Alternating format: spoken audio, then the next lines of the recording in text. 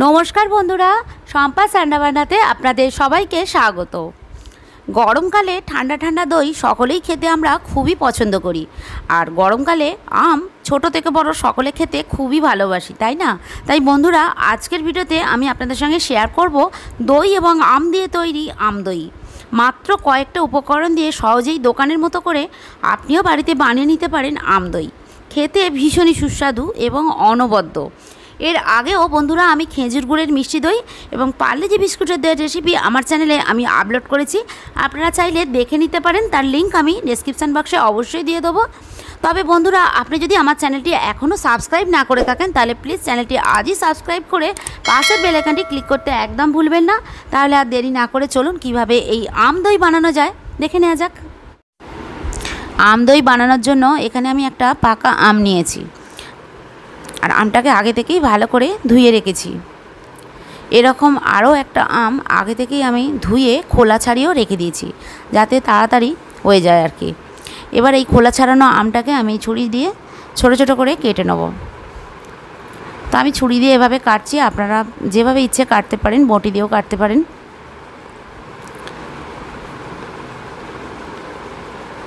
আর খুবই সহজ রেসিপি বন্ধুরা, আম দই বানানো খুবই সহজ। আর মাত্র কয়েকটা উপকরণ দিয়েই এটা বানানো যায়, খুব বেশি জিনিসেরও প্রয়োজন হয় না। তো আমি আমের টুকরোগুলো নিয়ে নিয়েছি,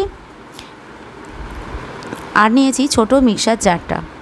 এবার আমি আমগুলোকে দিয়ে দিলাম মিক্সার জারের মধ্যে, আর একটা মিহি পেস্ট বানিয়ে নেব, যাতে আমের মধ্যে কোনো আঁশ না থাকে।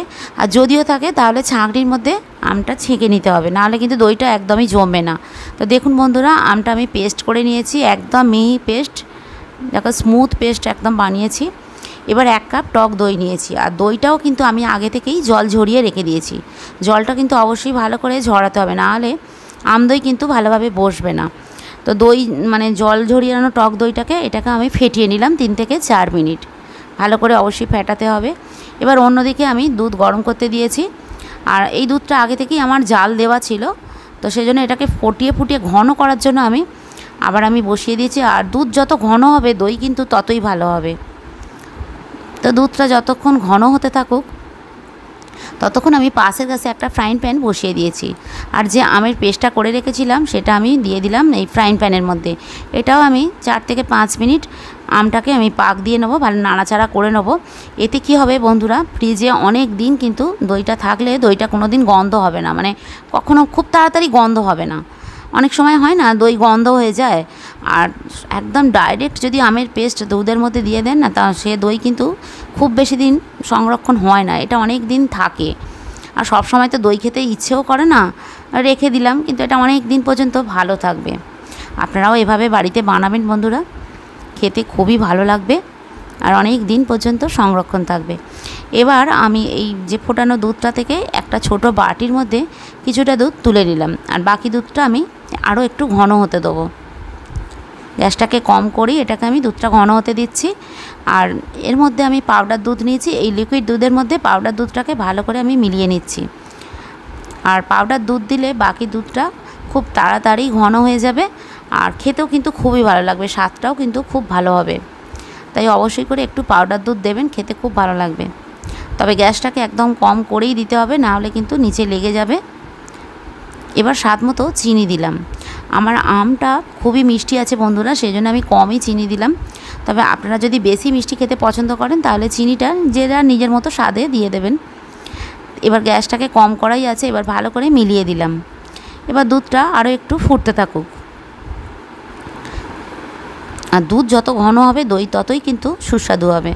তো দেখুন টকবক করে ফুটছে, আর বেশ কিছুটা ঘনও হয়ে এসছে। এবার যে আমের পেস্টটা আমি করে রেখেছিলাম সেটাও এখন একদম ঠান্ডা হয়ে গেছে। এবার এই টক দইয়ের সাথে আমটাকে আমি মিলিয়ে দিলাম, আর এটাকেও বেশ কিছুক্ষণ সময় নিয়ে ভালো করে মিক্স করতে হবে। দই আর আম যাতে একদম মিলেমিশে যায়, নাহলে কিন্তু দইটা একদম জমবে না, খেতেও ভালো লাগবে না। সেজন্য এটাকে ভালো করে সুন্দর করে আমি মিলিয়ে নিলাম।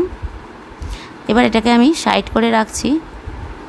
আর এখন যে দুধটা আমি ঘন করতে দিয়েছিলাম সেটাও ঠান্ডা হয়ে গেছে, ফ্যানের তলায় রেখে দিয়েছিলাম।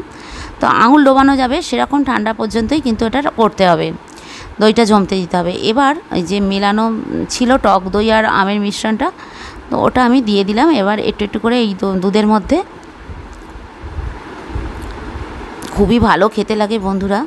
আর এই পুরো মিশ্রণটাকে আরও কিছুক্ষণ সময় নিয়ে এটাকে মেলাতে হবে, না মেলালে কিন্তু এই আমের পেস্টটা ওপর থেকে ভেসে ভেসে উঠবে। সেজন্য একটা স্মুথভাবে ভালো করে এটাকে মিলিয়ে নিতে হবে, যাতে দইটা জমার পর খুব সুন্দর একটা দেখতে হয়, লুকটা যেন ভালো হয়।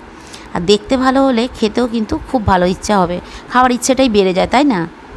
আর এই আম দই কিন্তু সচরাচর সব দোকানে, কিন্তু সব মিষ্টির দোকানে পাওয়া যায় না, দেখবেন কোনো কোনো দোকানে পাওয়া যায়, আবার কোনো কোনো দোকানে পাওয়াও যায় না। তাই বাড়িতে খুব সহজেই আপনারা বানিয়ে নিতে পারেন। এবার যে পাত্রে আমি মাটির পাত্রে নিয়েছি, যেখানে আমি দই বসাবো, তার মধ্যে ব্যাটারটা ঢেলে দিলাম। তবে আরও কিছুটা ব্যাটার আমার বেঁচে আছে, আমি অন্য পাত্রেও বসিয়ে দেবো। আর আম শেষ হয়ে যাওয়ার আগে বন্ধুরা একদিন অবশ্যই বাড়িতে বানান, বাচ্চা থেকে বড় সকলেরই খুব ভালো লাগবে খেতে। আর দই খেতে আমরা সকলেই পছন্দ করি, ছোট বড় সকলেই দই খেতে পছন্দ করি। আর গ্রীষ্মের আম, সেটাও কিন্তু আমরা সকলে পছন্দ করি। তাই দুটো মিলিয়ে কিন্তু এটা একটা অসাধারণ স্বাদ হয়, আম আর দই, আম দই। তাই আম শেষ হয়ে যাওয়ার আগে অবশ্যই বাড়িতে বানিয়ে নিন খুব তাড়াতাড়ি। আর খেয়ে আপনাদের কেমন লাগলো সেটাও আমাকে কমেন্টের মাধ্যমে জানাতে একদম ভুলবেন না বন্ধুরা। তো আমি আরও দুটো মাটির পাত্র নিয়ে নিয়েছি, ব্যাটারটা বেঁচে গেছে যেটা বললাম আপনাদের। তো এর মধ্যেও আমি ব্যাটার অল্প অল্প করে দিয়ে দিলাম। তো আপনারা শেষ পর্যন্ত দেখুন, আশা করি আমার এই রেসিপিটা আপনাদেরও ভালো লাগবে। আর যে সমস্ত বন্ধুরা আমার চ্যানেলটি এখনও সাবস্ক্রাইব করেনি, প্লিজ চ্যানেলটি সাবস্ক্রাইব করে দেবেন। আর পাশে থাকা বেল আইকনটি ক্লিক করে অবশ্যই আমার সাথে থাকবেন। তখন আমি ফয়েল পেপার দিয়ে সব কটা মুড়ে দিয়েছি। এবার একটা কড়াই আগে থেকেই আমি 10 মিনিট ফ্রি হিট করে নিয়েছিলাম। তা গ্যাসটা এখন আমার একদম কম করা আছে, আর ফ্রি হিটটা অবশ্যই করতে হবে। এবার সব কটা পাত্র আমি দইয়ের পাত্র বসিয়ে দিলাম আস্তে আস্তে। এবার আমি 10 মিনিট গ্যাসটাকে একদম কম করেই এভাবে আমি এই দইয়ের পাত্রগুলো এভাবে রেখে দেবো।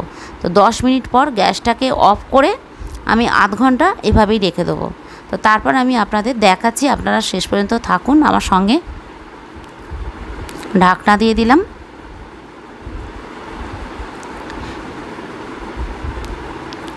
এবার 10 মিনিট হয়ে গেছে বন্ধুরা, আমি গ্যাসটা অফ করে দিলাম।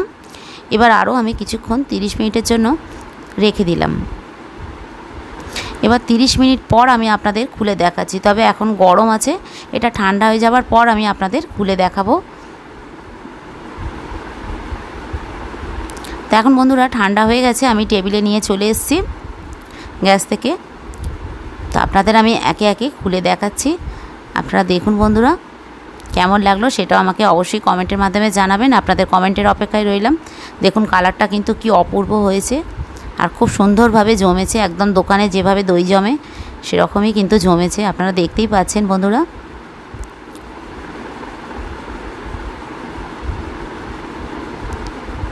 তো দেখুন কত সুন্দর দেখতে লাগছে।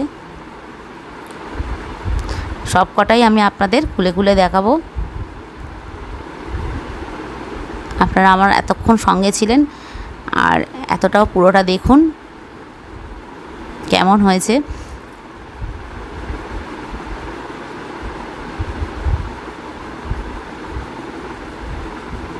ফয়েল পেপার দিয়ে মুড়লে খুব সুন্দরভাবে কিন্তু দইটা জমে যায়, বাইরের হাওয়া একদম ভেতরে প্রবেশ হয় না, সেই জন্য দেখুন এটাও কত সুন্দর হয়েছে, দেখতে কি ভালো লাগছে, খেতে কিন্তু সেরকমই সুস্বাদু হয়। তো আমার এখন আম দই একদম রেডি। রেসিপিটা কেমন লাগলো আপনারা অবশ্যই বন্ধুরা কমেন্ট করে জানাবেন। আর রেসিপিটা ভালো লেগে থাকলে ভিডিওটি লাইক করে বন্ধুদের সাথে শেয়ার করবেন, আর চ্যানেলটি অবশ্যই সাবস্ক্রাইব করে দেবেন।